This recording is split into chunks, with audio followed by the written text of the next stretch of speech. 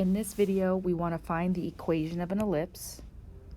We're going to put it in standard form that has vertices -3, 0, and 3, 0, and a major axis of length 10.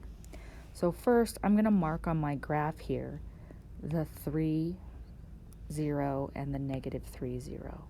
And I notice that the right in between those, right directly in between, is 0.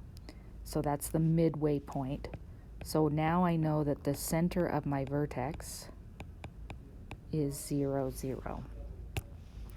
I also know that it has a major axis of length 10, which means 5 in either direction. So we're going to go 5 in this direction and 5 in this direction. So this is my ellipse.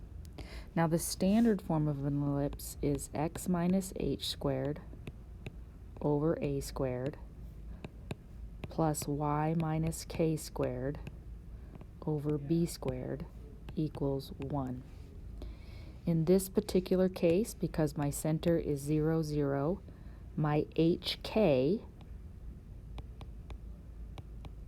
my h and my k are both 0. So at this point we have x squared and y squared.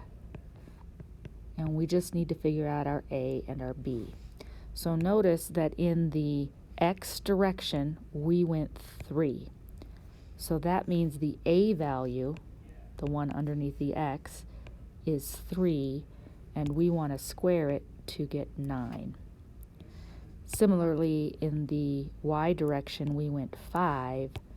We want to square that, that's our b value, and get 25. So this is the equation of this particular ellipse in standard form.